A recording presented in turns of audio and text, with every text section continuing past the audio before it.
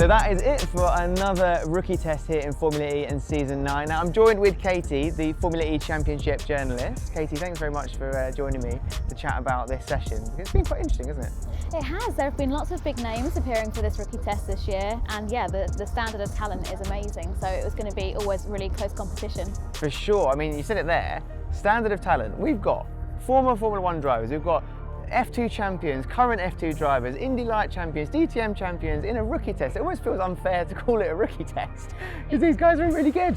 It really does, like you say, there's just so much talent and so much experience across so many different championships that, yeah, like there's going to be advantages all over, up and down the pit lane from different driving styles that they've picked up in different series. So yeah, lots to play for.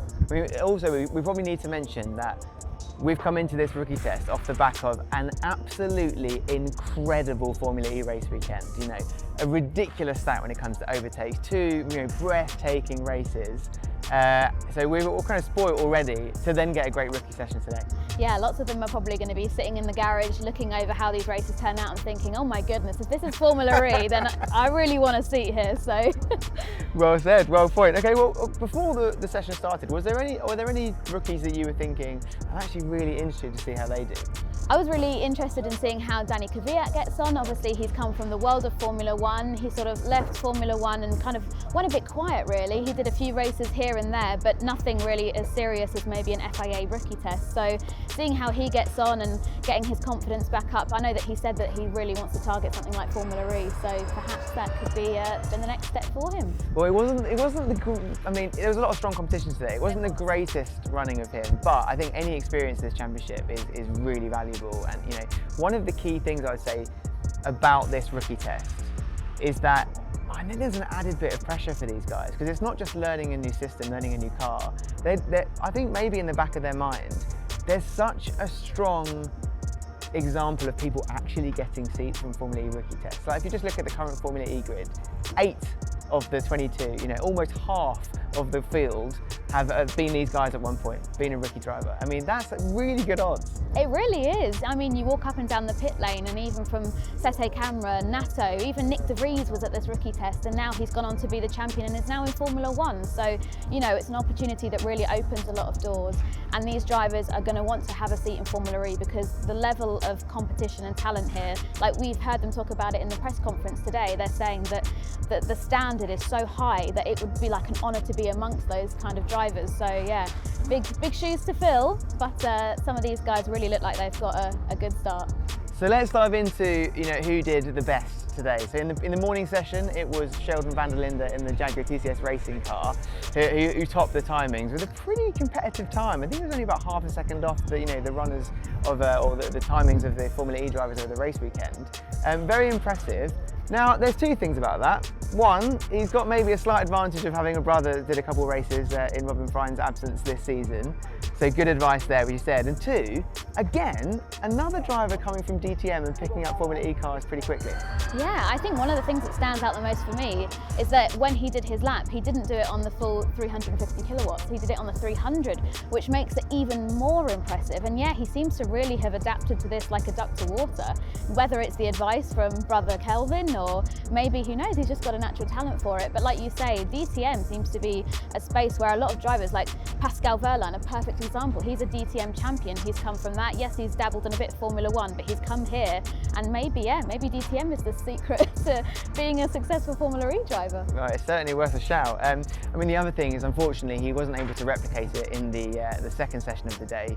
He's actually the only driver to properly shunt and cause a red flag. So not ideal, but some positives to take away for sure.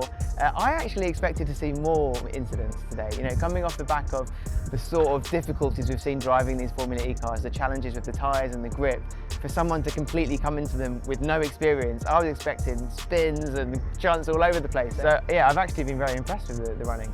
Definitely. I'm not to say, you know, that the rookies were expecting them to all be spinning off here, there and everywhere, but yeah, like you say, only one red flag throughout the whole session of the day, which is quite a rarity. But yeah, once again, just shows the level of talent that's here. And we've seen a few drivers. I went for a little wander earlier and you could see Edgar was getting a little bit used to the envision that he was in and still struggling to try and get to grips with that car. But yeah, overall, a really pretty much faultless session.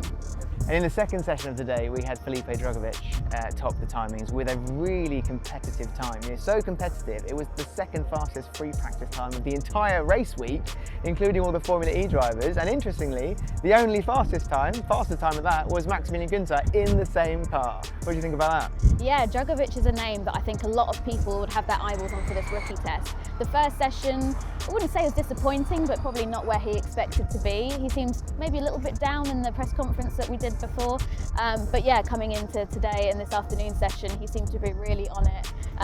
To be honest, the people at the top of the timesheets kept varying so much. When I was refreshing it, it would be either Robert Schwartzman in the DS Penske, or then it would switch to someone else. And so, yeah, there's been lots of chopping and changing at the top of the timesheets. But yeah, for Felipe, this is going to be something that I'm sure is going to keep him confident. Obviously, he hasn't got a proper full-time drive for this year after winning the F2 Championship. So results like this aren't going to look too bad when it comes to his portfolio as a year off. And I guess it's worth talking about the two drivers behind him in the timesheets today, Victor Martin and Zane Maloney, both F2 drivers. So there's definitely some sort of transferring of skills, single-seater skills into Formula E here. And it is sort of a trend, we talked about it a little bit earlier, Nick de Vries, Maximilian Günther, even with a bit of a gap, people like Oliver Rowland. There's an F2, FE journey going on. Maybe we'll see it from one of those three in the coming seasons, maybe even as close as next season? Yeah, perhaps. I mean, the level in Formula E, as we've said, is so strong, but there's always going to be the chance for seats to become available. And so, yeah, for drivers like Zane Maloney, as someone, the kid's only 19 years old, which is just scary, really, when you put it in comparison to like what I achieved when I was 19. But for someone like him, this could be a really promising series with Andretti. Obviously, we don't know what Dennis or Lotterer are doing, but with Lotterer, he's got wet commitments that he's doing. I mean, we can sort of mention a bit David Beckman, who's here this weekend. He's actually going to be replacing Lotterer for the Jakarta round of the championship because of a wet clash. So yeah, perhaps Zane Maloney thinks, oh, if maybe I could get Lotterer's seat for next year, could be an option. But yeah, they both look really promising throughout this session today. And yeah, maybe the F2 single-seater like that kind of helped them, and they've got used to the car very quickly, and yeah, we'll see where it goes. Really interesting that you mentioned Beckman there, because when else is it that you get the chance to test a Formula E car with a full team setup on an actual circuit, barely a month away from the race that you're going to be filling in for a driver? That is a really unique opportunity. That I think it was P5 at the end of it, or thereabouts. That he's made the most of it and got that data. Interestingly, what was probably different about his day, and maybe why he wasn't up in the top 3 in timings, is that he was likely the only one actually running a energy management program to learn about how that works. Because usually, in rookie testing, you don't run that stuff, because let's say you learn the secrets of how a team operate with energy management, and then you go to another team, you give them the secrets. So I think out of everybody that ran today, it's likely Beckman that has actually learned the most, and vitally, he's going to be in the car in just over a month's time. Yeah, no, it's a bit annoying actually. I realised there was a fantastic pun there at the end of the day, which is Porsche and Bex. Like, a good pun, though. Yes. I came out with that literally as a checkered flag flew at the end of the afternoon session. But yeah, he's somebody that's going to be really snapping at the heels of Porsche with that opportunity that he's got at Avalanche Andretti in a couple of weeks' time.